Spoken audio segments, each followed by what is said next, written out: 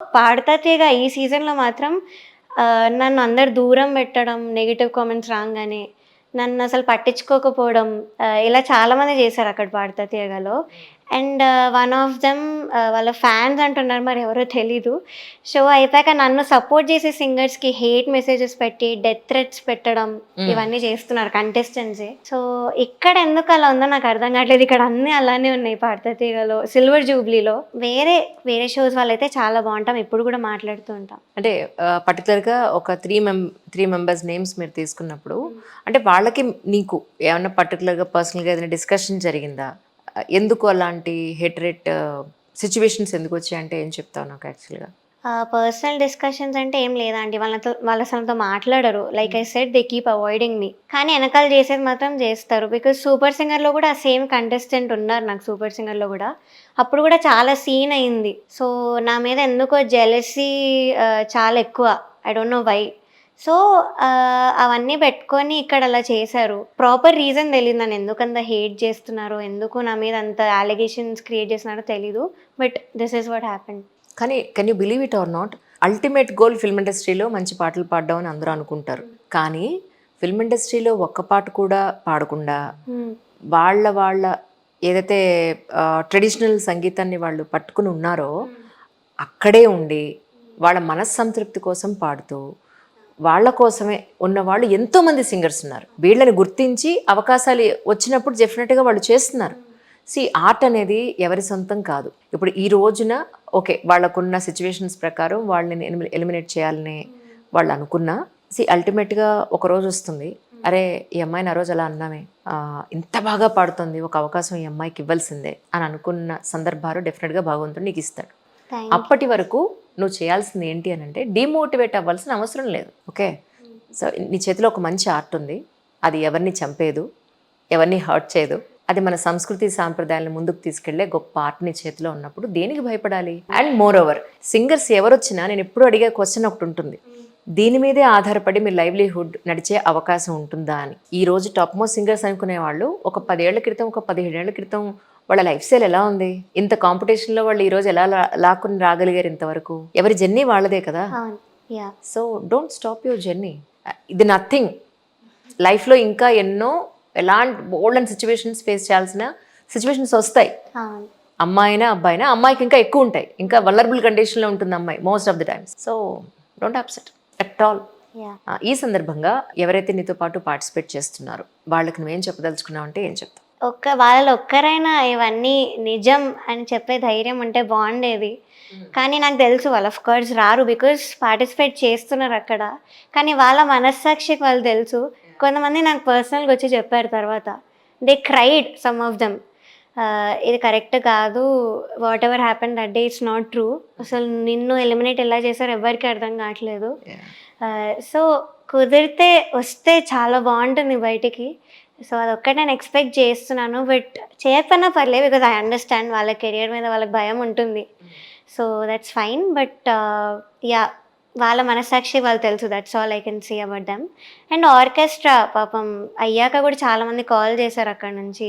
చేసి we don't believe this అసలు. ఎంత పాడావు. ఆ లాస్ట్ 4 సాంగ్స్ కూడా చాలా పాడావు. నిన్ను తీస్తారని అయితే ఎవ్వరు ఎక్స్‌పెక్ట్ చేయలేదు అని చెప్పారు. మేము డిగ్రీ చదివేటప్పుడు ఆల్ ఇండియా యూనివర్సిటీస్ అని ఒక చోట I was national athlete. So కాంపిటీషన్కి వెళ్ళినప్పుడు ఆ కాంపిటీషన్ ఏంటంటే రైల్వేస్కి, పోస్టల్ డిపార్ట్మెంట్కి సెలెక్ట్ చేసుకుంటారు. Okay. First, second, third and fourth. Sometimes వాళ్ళకి కనుక పోస్టులు ఉంటే ఫిఫ్త్ కూడా తీసుకుంటారు. ఓకే. డిపెండ్స్ ద వేకెన్సీస్ అనమాట. సిల్వర్ మెడల్ వచ్చినా నాకు జాబ్ రాలేదు. ఎందుకు అని అంటే దానికి డబ్బులు పెట్టలేకపోయాం కాబట్టి. It is everywhere. అంత మాత్రం చేత అక్కడ ఆగిపోతామా? ఆగిపోం కదా. Life has to be it has to go forward. Just gone that's it. And moreover ఈ సందర్భంగా మీ గురువుగారితో ఏమన్నా షేర్ చేసుకున్నావా, ఇలా జరిగిందండి ఏంటి అని? యాక్చువల్లీ గురువుగారు అంటే ప్రెజెంట్ అయితే ఎవ్వరు లేరు. యాక్చువల్లీ చెన్నైలో ఉన్నప్పుడు బెన్నీ కృష్ణ కుమార్ గారి దగ్గర నేర్చుకున్నాను. వచ్చేసాక చాలా ట్రై చేశా ఇక్కడ ఎవరైనా నేర్పిస్తారా అంటే ఫీజ్ మాత్రం చాలా కొంచెం I couldn't afford that yeah much. Yeah. So, అయినా కొన్ని రోజులు నేర్చుకున్నాను. పెట్టి నేర్చుకున్నాను. బట్ సడన్గా ఆపేశారు ఆ సార్ కూడా నాకు. సో ఆపేశాక ఇంకా యూట్యూబ్ ఇన్ని ప్లాట్ఫామ్స్ వచ్చేసి I can learn from that అని ఇంకా అవన్నీ చూసి నేను ఓన్గా నేర్చుకుంటున్నాను. బట్ నిహాల్ కొండూరి సార్ నాకు చిన్నప్పుడు ఒకప్పుడు నేర్పించారు. ఆయన మాత్రం టచ్లో ఉంటారు. రైట్ సో ఆయనతో అన్ని షేర్ చేసుకుంటూ ఉంటాను. చెప్పాను ఇలా అయింది సార్ అంటే he also felt very bad. చెప్పు పర్లేదు, you have to expose all this అని సార్ కూడా అన్నారు. రైట్. అండ్ మోర్ ఓవర్ నేను ఒకటి విన్నాను ఏంటంటే కొన్ని అకేషన్స్కి నువ్వు పాడి ఉన్నావని, కొన్ని ఫంక్షన్స్కి పాడి ఉన్నావని, దాన్ని స్టేజ్ మీద పాయింట్అవుట్ చేశారని. Is it right actually? Yeah అంటే అంటే నేను ఒక్కదాన్నే కాదు, వేరే వాళ్ళని అన్నారని కూడా నాకు బాధ అనిపించింది. బికాస్ చాలామంది సింగర్స్ ఇప్పుడు వెడ్డింగ్ షోస్ అన్నీ చేస్తూ ఉంటారు. పెద్ద పెద్ద సింగర్సే చేస్తున్నారు. నో, అలా అంటే పబ్బుల్లోను క్లబ్బుల్లోను కూడా పాడుతున్నారు కదా, మరి ఈవెంట్స్ దాన్ని చేస్తున్నారు ఎవరు కదా. పాయింట్అవుట్ చేయలేదు. దాన్ని చేయలేదు, బట్ దీన్ని చేశారు. అండ్ చేసి it's like your disrespecting music. నా దృష్టిలో వాళ్ళు సింగర్సే కాదు అని మాట్లాడారు ఆ రోజు అక్కడే. నేను ఎలిమినేట్ అయ్యే రౌండే అది కూడా. So I don't know, it felt very personal to me. అంటే వాళ్ళు ఎలా అనేస్తారు, I'm doing it for my family, I'm earning for my family, so I had no option. సో నేను దానివల్ల చేస్తున్నాను వెడ్డింగ్ ఈవెంట్స్ అనేవి. సో అలా నాలా చాలామంది కష్టపడుతున్నారు, debt doing something for their family అన్నప్పుడు మనం డిస్కరేజ్ చేయదు. Especially being a great amazing music director అయినా ఇంకా అలా అనకూడదు అనిపించింది. ఉషా ఉతఫ్ గారు ఆవిడ జర్నీ చెప్తూ నైట్ క్లబ్స్లో నేను పాడేదాన్ని అని ఆవిడ జర్నీ గురించి ఆవిడ చెప్తారు. ఇంటి అవసరాల కోసం, ఆర్థిక అవసరాల కోసం మనం తప్పు చేయనప్పుడు, ఎవరి మీద మనకి పడి ఒక అయాచితంగా ₹1 మనం తీసుకున్నప్పుడు, మన కష్టం మీద మనం ఆధారపడినప్పుడు ఎవరేమన్నా పట్టించుకోవాల్సిన పని లేదు. రైట్? యా అలా అనుకుంటే అప్పట్లో రికార్డింగ్ డ్యాన్స్లు అనేవాళ్ళు. రికార్డింగ్ డ్యాన్స్లకి డ్యాన్స్లు వేసిన వాళ్ళు ఇప్పుడు చాలామంది డ్యాన్స్ మాస్టర్స్ అయ్యారు. అప్పట్లో రికార్డింగ్ డ్యాన్స్లు వేసే వాళ్ళకి వాల్యూ ఉందా? హట్ అవుతారు చాలామంది. అదేంటంటే వాళ్ళ స్థాయిలు పెరిగినప్పుడు ఇవన్నీ కనిపించవు.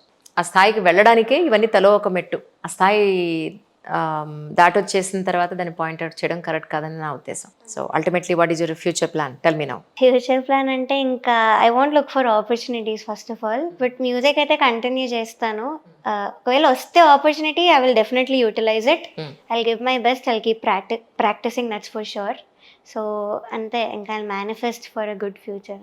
No, see what I mean to say, చాలామంది సింగర్స్ స్టేజ్ పెర్ఫార్మెన్స్ ఇవ్వనంత మాత్రాన వాళ్ళు ఏం పాడనట్టు కాదు, వాళ్ళ దగ్గర టాలెంట్ లేనట్టు కాదు. ఇప్పుడు చాలామంది అన్నారు ఈ గేమ్ షోస్కి పిలుస్తారు, మీరు డ్యాన్స్ చేయాలండి అంటారు. నాకు ఇష్టం లేదురా బాబు, నేను డ్యాన్స్ చేయను, పిలవడం మానేసారు. దట్స్ ఓకే, నా ప్రొఫెషన్ నాకే ఉంది. అంతే. నేనేం చెప్తున్నానంటే యాజ్ ఎ మదర్గా నీకు నేను చెప్పేది, ఎడ్యుకేషన్ కంటిన్యూ చేయి, సంగీతం ప్రాక్టీస్ వదలొద్దు.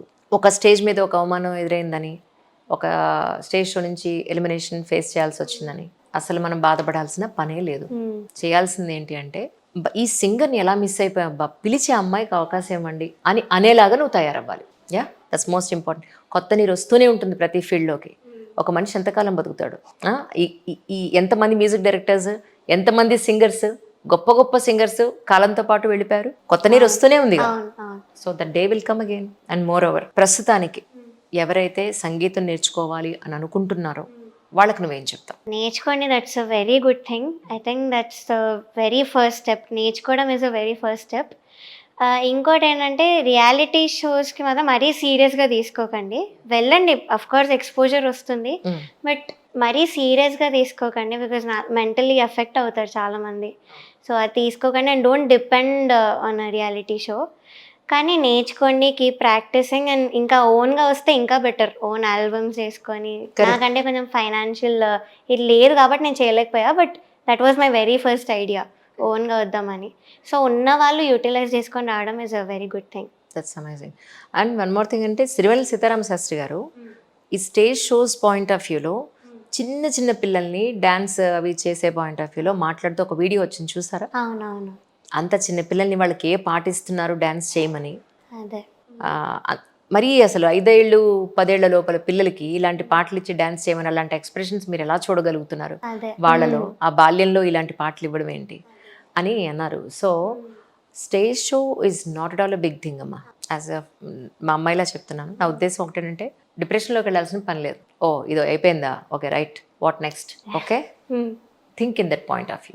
Don't neglect your education, that's most important. ఎంతైనా కానీ అమ్మాయికి చదువుతో వచ్చే వాల్యూ వేరే, దట్స్ మోస్ట్ ఇంపార్టెంట్. నేను మా అమ్మాయికి కూడా ఒకటే చెప్తాను, అమ్మాయిలకి ఎస్పెషల్లీ అందంతో ఉండే ప్రొఫెషన్ లేకపోయినా పర్వాలేదు, జ్ఞానంతో ఉండే ప్రొఫెషన్ ఉండాలి. Yeah correct. ఎప్పుడైనా సరే నువ్వు నీకంటూ ఒక గౌరవాన్ని తెచ్చిపెట్టేది చదువు. నీ ప్రాక్టీస్ ఏదైతే ఉందో, నీ సంగీతం, అది నీకు భగవంతుడు ఇచ్చిన వరం, నీ గొంతు. దాన్ని కూడా ఎప్పుడు వదులుకోకు. యా అండి, డెఫినెట్లీ. అమ్మ కానీ సొసైటీ కానీ నిన్ను ప్రౌడ్గా ఫీల్ అయ్యే రోజు కోర్స్ ఇప్పటికి చాలాసార్లు వచ్చింది. ఈ చిన్న దాని వల్ల నువ్వు ఎప్పుడు డిసప్పాయింట్ అవ్వాల్సిన అవసరం లేదు. నెక్స్ట్ లెవెల్కి నువ్వు వచ్చే అవకాశాలు చాలా తొందరలోనే ఉన్నాయి. థ్యాంక్ యూ అండి. I wish you all success once again and once again and once again. Thank you అండి. ఈ సందర్భంగా ప్రేక్షకులందరికీ నువ్వేం చెప్తావు? యా, సో నేను షెడ్యూల్ వైజ్ వెళ్తాను. ఫస్ట్ షెడ్యూల్లో ఫస్ట్ 3 ఎపిసోడ్స్ బాగానే ఉండిందండి, మంచి కామెంట్స్ వచ్చాయి, అందరు కూడా మంచిగా మెచ్చుకున్నారు జడ్జెస్లో. దెన్ శ్రీరామనవమి ఎపిసోడ్ వచ్చింది. దానిలో నాకు మళ్ళీ మెయిల్ సాంగ్ వచ్చింది, అంతరామమయం, కిరాణి సార్ పాటనే వచ్చింది. సో అది బీయింగ్ అ మెయిల్ సాంగ్ నేను చాలా ఎఫర్ట్స్ పెట్టాను, చాలా పాడాను, మంచి అప్రిసియేషన్ వచ్చింది అందరి దగ్గర నుంచి, ఆడియన్స్ నుంచి, అది రిలీజ్ అయ్యాక కూడా. సో ఇక్కడ ఏమైందంటే సౌండ్ చెక్ అవుతున్నది అంతరామమయం. నాకు ఇయర్స్ ఉన్నాయి, ఇయర్స్ పెట్టుకున్నాం మేము, అండ్ మైక్ ఆన్ ఉంది సునీత గారి దగ్గర, అది ఆవిడకి తెలీదు నాకు వినిపిస్తుంది అన్న విషయం మర్చిపోయారు. సో మర్చిపోయి షీ వాజ్ లైక్ కీరవాణి సార్తో, అసలు ఈ అమ్మాయి పాడేటప్పుడు మీరు గమనించట్లేదు, అసలు హై పిచ్చే రాదు, కానీ మేనేజ్ చేసేయడానికి ట్రై చేస్తే స్మార్ట్గా, మనం చెప్పాలి కామెంట్స్లో, how can we agree this, అది ఇది అని అలా మాట్లాడారు. నాకు అదంతా వినిపిస్తుంది, కరెక్ట్ పాడే టైంకి. ఎగ్జాక్ట్లీ, మన ప్రెజెంటేషన్ వచ్చే టైంకి అవన్నీ చాలా డిస్టర్బ్డ్ గా ఉంటాయి. ఎగ్జాక్ట్లీ, బట్ అయినా కూడా లేదు, I have to prove them wrong అన్న వేలో నేను ప్రజెంట్ చేశాను ఆ పాట. అండ్ నిజంగా చాలా చాలా అప్రిసియేషన్ వచ్చిన ఆడియన్స్ నుంచి ఆ పాట రిలీజ్ అయ్యాక. సో ఫస్ట్ షెడ్యూల్లో ఇది జరిగింది. సెకండ్ షెడ్యూల్లో జానకి అమ్మ రౌండ్ ఇచ్చారు, ఆవిడ బర్త్డే April 23 ఉంది. సో బర్త్డే రౌండ్ ఇచ్చారు, దానికి నేను 7 సాంగ్స్ వరకు ఇచ్చాను, బికాజ్ మీకు తెలుసు నాకు బాండింగ్. సో ఆవిడ చెప్పిన పాటలు నాకు గుర్తున్నాయి తెలుగులో. సో అవన్నీ కూడా నేను లిస్ట్లో ఇచ్చేసాను. ఇస్తే ఇవన్నీ అసలు ఎవరికి తెలుసు, ఎవరు వింటారు నువ్వు పాడితే, we are rejecting all these songs, నువ్వు మళ్ళీ ఇంకో వేరే పంపి అన్నారు. సో అప్పుడు నేను ఎర్రాని కుర్రదని గోపాల అనే పాట ఇచ్చాను, డ్యూయేట్ అయినా కూడా సరే వీళ్ళు ఇంక ఎన్ని ఇచ్చినా వద్దంటున్నారు, ఇలాంటి పాట ఇస్తే ఇస్తారేమో అని ఇచ్చా, అదే ఇచ్చారు. ఓకే, నేను అయినా మంచి ప్రజెంట్ చేసా, ఆ డిఫరెన్స్ చూపించా మేల్ వాయిస్కి ఫీమేల్ వాయిస్కి, మళ్ళీ మధ్యలో మిమిక్రీ వస్తుంది అది చేసా. సునీత గారు కిరాణి గారు ఓకే మంచి కామెంట్స్ ఇచ్చారు. చంద్రబోస్ సార్ ఏమో ఇంకా లిరికల్గా నాకేం చెప్పలేక, దానిలో మెయిన్ ఈ 2 లైన్స్ ఉంటాయి, నువ్వు అదే సరిగ్గా పాడలేదు అన్నారు. వీళ్ళిద్దరేమో అదే లైన్స్ మీద మెచ్చుకున్నారు. వాళ్ళ మధ్య కోఆర్డినేషన్ లేకుండా అయిపోయింది. నాకు ఇంకా అర్థం కాలేదు. సరే నేను అన్ని మంచి పాటలు ఇచ్చాను సార్ అంటే, నువ్వు మెలోడీస్ పాడట్లేదు అన్నారు. సార్ నేను మీకు లిస్ట్ చూపిస్తాను అని మీకు చెప్పాను కూడా సార్కి, సార్ నేను ఇన్ని మెలోడీస్ ఇచ్చాను, మంచి మంచి పాటలు ఇస్తే నాకు ఇవి ఇస్తున్నాను, నేను ఏం చేయాలి అని. అయినా కూడా పట్టించుకోలేదు. అయితే నాకు అంత ఫొటోస్ ఉన్నాయి జానకమ్మతో, అంత ఎక్స్పీరియన్స్ ఉంది, వేరే వాళ్ళని లేని వాళ్ళని అడుగుతున్నారు ఎక్స్పీరియన్స్ గురించి చెప్పమని, నన్ను మాత్రం ఎంత నేను చెప్తానో నన్ను వద్దన్నారు. అండ్ నా ఫొటోస్ డిస్ప్లే చేయండి సార్, నేను చెప్తాను అమ్మమ్మ గురించి కొన్ని మాటలు చెప్తాను బర్త్డే కదా అని అడిగా. అంటే వద్దమ్మా వేరే కంటెస్టెంట్స్ ఫీల్ అవుతారు అన్నారు. పోనీ ఓకే అయిపోయింది. నెక్స్ట్ రాఘవేందర్ రావు గారు రౌండ్ అయింది మొన్న నేను ఎలిమినేట్ అయిన షెడ్యూల్లో. దానిలో మాత్రం ఒక అమ్మాయిది మాత్రం అంత ఎక్స్పీరియన్స్ చెప్పించి ఫొటోస్ అన్నీ వేసి వెనకాల ఒక హైప్ చేశారు బాగా అమ్మాయిని. నేను అడిగేసా, సార్ నేను చేస్తా అంటే వద్దన్నారు, మరి ఆ అమ్మాయి చేస్తే ఎలా ఒప్పుకున్నాను. అలా అడిగితే మనం యాంటీ అయిపోతాం ఆటోమేటిక్గానే, మమ్మల్ని క్వశ్చన్ చేస్తుందా. నేను ఇంకా పట్టించుకోకుండా అడిగేసానండి, because I felt very bad. నాకు అంత ఎక్స్పీరియన్స్ ఉంది, అంత క్లోజ్ నేను, సో నన్ను ఎందుకు ఒప్పుకోలేదు మీరు అంటే, మాకు తెలియదు ఇంకెవరో చేసుంటారు, నా చేతిలో లేదు అనేసారు కంటెంట్ మేనేజర్. సో సరే నేను ఇంక ఇవన్నీ లైట్ తీసుకొని మనం పాడేద్దాం, ఏమైనా పర్లేదు, నేను మాత్రం నా బెస్ట్ ఇవ్వాలన్న వేలో నేను పాడాను. మళ్ళీ మేల్ సాంగ్ ఇచ్చారు మన భారతంలో. కానీ ఎంత మనం సాటిస్ఫై చేయాలన్నా మేల్ సాంగ్ని ఫీమేల్ పాడాలంటే అంత ఈజీగా యాక్సెప్టెన్స్ రాదు. మనకే అనిపిస్తుంది అబ్బాయి ఫీమేల్ సాంగ్ ఇస్తే బాగుండు అని మనకే అనిపిస్తుంది. అది తక్కువ టైం ఇచ్చి మన భారతంలో పాట ఇచ్చారు, ఇంకా 4 సాంగ్స్ ఇచ్చారు తక్కువ టైంలో. సో దానిలో డైలాగ్స్ ఉన్నాయి, చాలా నేర్చుకోవాలి. మన భారతంలో తెలుసు కదా, జగదేక వీరుడు అట్లా వస్తుంది, ఇంకా ఆ పాట ఇచ్చారు. సరే నేను లిరిక్స్ మాత్రం మర్చిపోకూడదు అన్న వేలో ప్రాక్టీస్ చేసి పాడాను, బాగా వచ్చింది, అంతా బాగా పాడాను, లిరిక్స్ కూడా ఎక్కడ మర్చిపోలేదు. దానికి సునీత గారు నీకు బేస్ నోట్స్ రావట్లేదు, హై పిచ్ పలకట్లేదు, మనం దీని గురించి మాట్లాడుకోవాలి, అసలు నీ రేంజ్కి తగ్గట్టు సాంగ్స్ ఎందుకు నువ్వు సెలెక్ట్ చేసుకోవట్లేదు అంటే, ఆవిడ తెలుసు కూడా నేను లిస్ట్ ఇస్తే వాళ్ళు సెలెక్ట్ చేస్తారని. అయినా మళ్ళీ అదే నెగిటివ్ కామెంట్ తెచ్చుకుంటూ వచ్చారు. ఇంకా లాస్ట్ సారేగామే వెస్టర్న్ సాంగ్ అని నేను అడిగాను. సో ఐ నో నేను ఎలా పాడతాను, నాకు తెలుసు ఆ పాట. So I gave my best. చాలా హైప్ ఇచ్చారు ఆ పాటకు మాత్రం. చరణ్ సార్ కూడా అక్కడే రాక్ స్టార్ అని అది ఇది అన్నారు అక్కడే. అన్నీ చేస్తే ఇంకా నాకు ఒక హోప్ వచ్చింది, నన్ను ఎలిమినేట్ చెయ్యరేమో, నేను ఇంత బాగా పర్ఫామ్ చేశాను అని.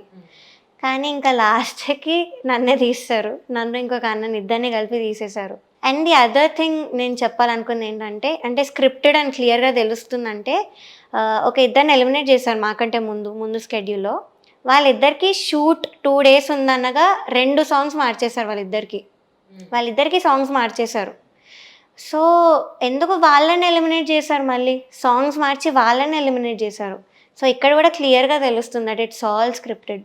యా సో ఇది జరిగింది. అండ్ ఇదొకటి మర్చిపోయాను, థర్డ్ స్కెడ్యూల్లో నేను ఎలిమినేట్ అయిన స్కెడ్యూల్లో కొంతమంది క్లాసికల్ రౌండ్ ఇచ్చి కొంతమంది కాలేజ్ రౌండ్ అని ఒకటి ఇచ్చారు. అంటే మోస్ట్ సింపుల్ సాంగ్స్ అసలు ఆ రౌండ్లో. క్లాసికల్కి దీనికి కంపేర్ చేసి మార్క్స్ వేశారు నన్ను ఎలిమినేట్ చేయడానికి. సో అది కూడా అసలు ఎలా న్యాయం అనిపించింది, వాళ్ళకి ఎలా న్యాయం అనిపించిందో నాకు అర్థం కావట్లేదు. అండ్ నోబడీ క్వశ్చన్, జడ్జెస్లో ఒక్కరైనా క్వశ్చన్ చేయొచ్చు కదా, అంటే క్లాసికల్కి మేము ఎలా జడ్జ్ చేస్తాం, దీనికి ఎలా కంపేర్ చేస్తామని. కానీ ఎవ్వరేం చేయలేదు. క్లాసికల్ కూడా బాగా పాడాను. ఐ డోంట్ నో ఇంకా